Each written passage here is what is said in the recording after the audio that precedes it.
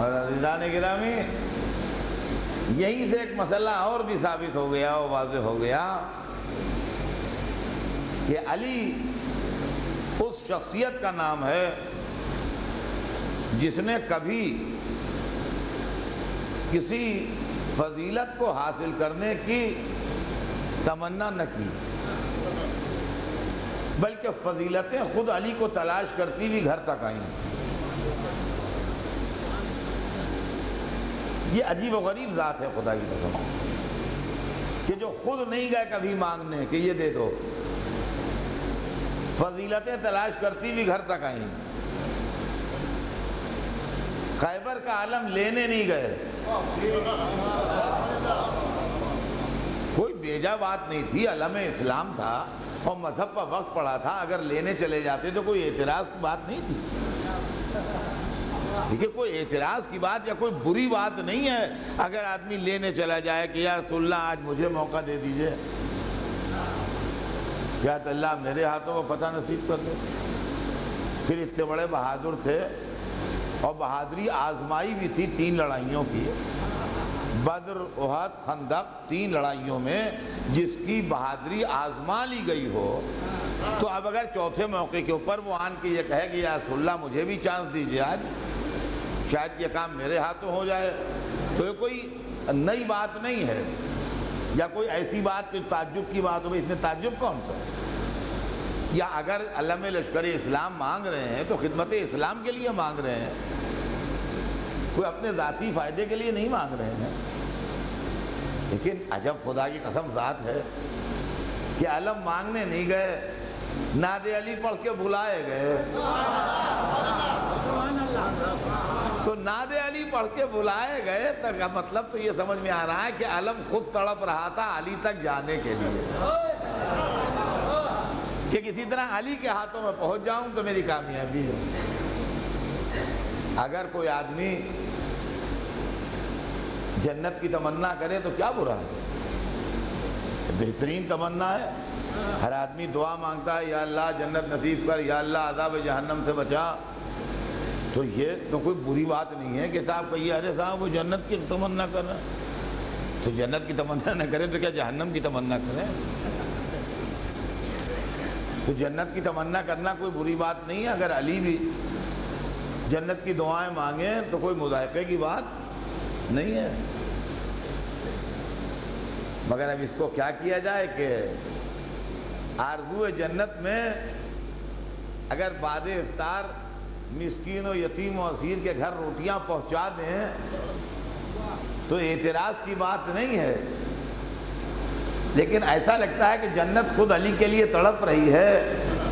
ملائکہ کو مسکین و یتیم و اسیر کے روپ میں بھیج کے روٹیاں دروازے سے منگوائی جا رہی ہیں، تو تمنا آیا دروازے تک آیا، مسکین و یتیم و اسیر دروازے تک آئے، علم ناد علی پڑھ کے بلائے گئے اور دیا گیا۔ اسی طرح ولایت، اتنا بڑا عہدہ ہے ولایت، اللہ اکبر،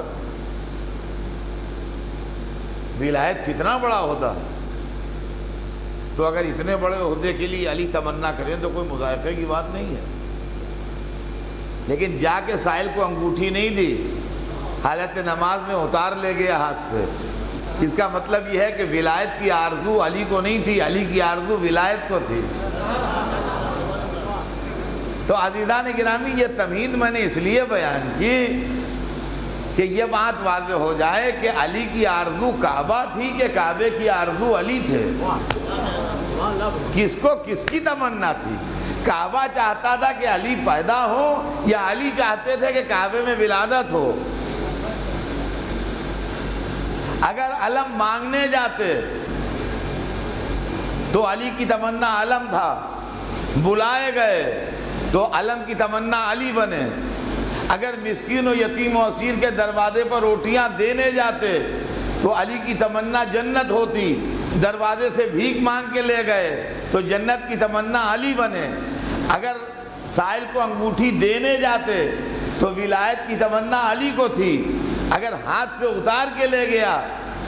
تو علی کی تمنا ولایت کو تھی۔ اب کعبے کی تمنا علی کو ہے کہ علی کی تمنا کعبے کو ہے، یہ مسئلہ پیچیدہ ہے، اس لیے کہ عمارت کہیں جائے گی نہیں، جس کو آنا ہو یہیں تک آئے، کوئی آئے، عالم آئے، جاہل آئے، بادشاہ آئے، غریب آئے، بڑے سے بڑا آئے، صدر آئے کہیں کا، وزیر اعظم آئے کہیں کا، کوئی عالم دورہ آ جائیں، اگر اس مسجد میں آنا ہے تو ان کو یہیں آنا پڑے گا، ایک انچ بھی مسجد اپنی جگہ سے نہیں کھسکے گی، اس لیے کہ یہ عمارت ہے، یہ عمارت جو ہے یہ ایک انچ بھی کسی کے لیے کھسکے گی نہیں، یہ جہاں پائے وہیں پر رہے گی، جس کو آنا ہے یہاں نماز پڑھنے وہ آئے، تو کعبہ تو ہٹے گا نہیں اپنی جگہ سے، جس کو آنا ہے کعبے تک آئے۔ اب علی کی آرزو کعبہ ہے کہ کعبے کی آرزو علی ہے، اس کو یوں سمجھیے کہ اگر دروازے سے جائیں تو علی کی آرزو کعبہ ہے، اگر دیوار راستہ دے صلوات بھیج دیں محمد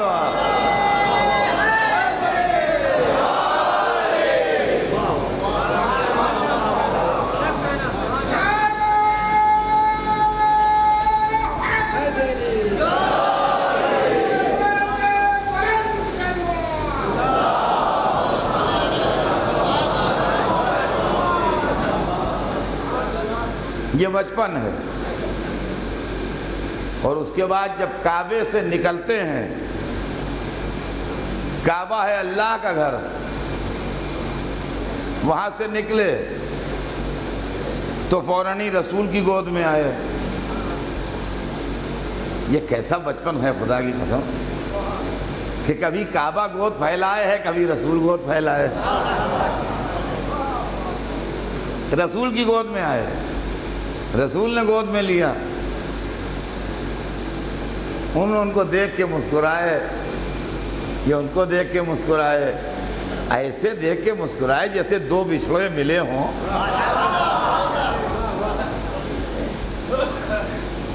تو انہوں نے کہا کہ تم نے مجھے اپنی نظر سے محسوس کیا، میں نے تمہیں اپنے علم سے محسوس کیا۔ اے یا رسول اللہ، انشاءاللہ یہ بھائی آپ کا بڑا عالم ہوگا، فاضل ہوگا، مگر پیدا ہوئے بچے سے علم کا تعلق کیا؟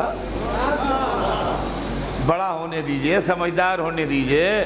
بسم اللہ ہونے دیجئے، تعلیم کا آغاز ہونے دیجئے، انشاءاللہ آگے علم بھی ہوگا۔ لیکن جیسے ہی بچہ پیدا ہو اس بچے سے علم کا تعلق کیا؟ لیکن انہوں نے ہاتھوں پر لیتے ہی کہا کہ تم نے مجھے اپنی نگاہ سے محسوس کیا، میں نے تمہیں اپنے علم سے محسوس کیا۔ اور جیسے ہی انہوں نے کہا میں نے تمہیں اپنے علم سے محسوس کیا، ویسے ہی انہوں نے بولنا شروع کر دیا، اور بولنا شروع کیا تو ان کا کچھ پڑھوں، کچھ سناؤں؟ کہا ہاں سناؤ۔ پہلے میں یہ سمجھتا تھا، بہت دنوں میرے دماغ میں یہ خیال رہا کہ سورہ الحمد پڑھا ہوگا پہلے، لیکن قرآن میں وہی سب سے پہلے لکھا ہی ہوا ہے، تو ہماری سمجھ میں بھی یہی آتا تھا۔ اچھی خاصی عمر آ گئی تھی، جوانی تھی، اس وقت تک یہی دماغ میں تھا کہ سورہ الحمد پڑھا ہوگا، لیکن بعد میں پڑھتے پڑھتے کتاب میں یہ بات نظر پڑی تو معلوم ہوا کہ کون سا سورہ پہلے پڑھا تھا۔ اگر وہ کتاب ہماری نظر سے نہ گزرتی تو ہمیں یہی امپریشن رہتا بغیر پڑھے ہوئے کہ بھئی جب قرآن پڑھا تو سورہ الحمد پہلے پڑھا ہوگا، لیکن وہی سب سے پہلے لکھا، مگر سورہ الحمد نہیں پڑھا۔ انہوں نے رسول کی گود میں آنے کے بعد جب کہا کچھ پڑھوں تو انہوں نے کہا پڑھو، تو بسم اللہ الرحمن الرحیم کہنے کے بعد جو پہلی آیت پڑھی وہ سورہ مومنون کی آیت تھی۔ اب امیر المومنین بھی تو ہے نا، یہ بھی تو سمجھ لیجئے، امیر المومنین کے رشتے سے دیکھیے تو اگر سورہ مومنون پڑھ رہے ہیں تو کیا پریشانی ہے؟ بھئی امیر کو مومنوں کی فکر نہ ہوگی تو کس کو ہوگی؟ تو سب سے پہلی آیت جو پڑھی وہ یہ تھی بسم اللہ کے بعد کہ قد افلح المومنون، جس کا اردو میں ترجمہ یہ ہے کہ مومنین نجات پا گئے۔ اور جیسے ہی ان کی زبان سے نکلا قد افلح المؤمنون، رسول رحمت کو محبت کا اتنا جوش آیا کہ بڑھ کے دہن چوم لیا، کہا کیوں نہ نجات پائیں جب تمہارا جیسا امیر مل جائے۔ صلوات بھیج دیں محمد۔